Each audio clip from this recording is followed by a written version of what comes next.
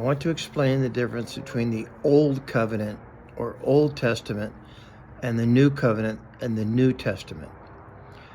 The New Covenant is really renewed. It's the everlasting covenant. It's a covenant that was made between God the Father and God the Son.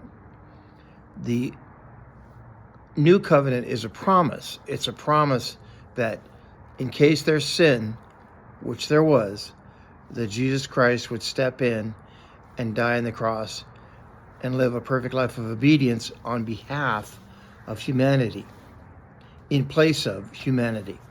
The Old Covenant is the covenant that says, obey and live and disobey and die.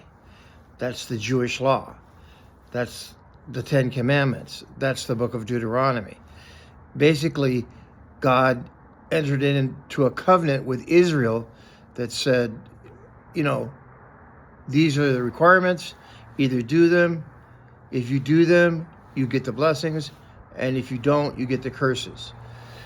Jesus Christ actually lived under the Old Covenant.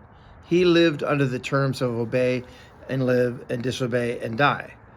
And he fulfilled the demands of that covenant.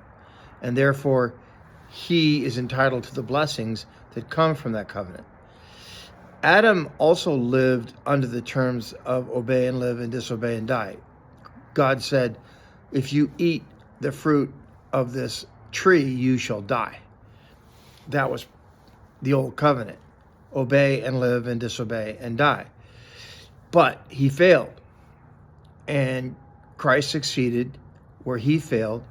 And Christ then, as Paul says in Romans, becomes the second Adam, or the new Adam, or the new representative of the human race.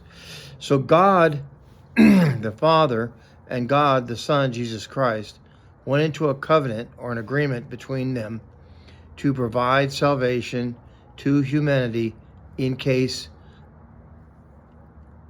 there was sin. And of course there was. The Old Covenant is the terms of that agreement, which Christ lived under. And we do not live, or we don't want to live, I don't want to live under the Old Covenant. I live under the New Covenant, which is a promise, where Jesus Christ comes in, takes my place, lived a perfect life of obedience to me. So the Old Covenant is obey and live and disobey and die, and the New Covenant is taking the righteousness of Christ and the doing and dying of Jesus Christ in my place that God has promised for me.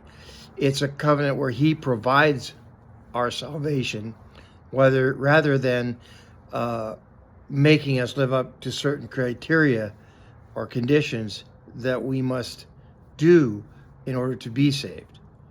And that's the difference between the Old Covenant and the New Covenant.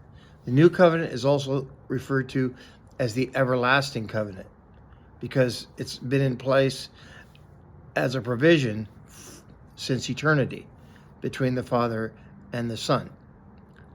I hope that's clear.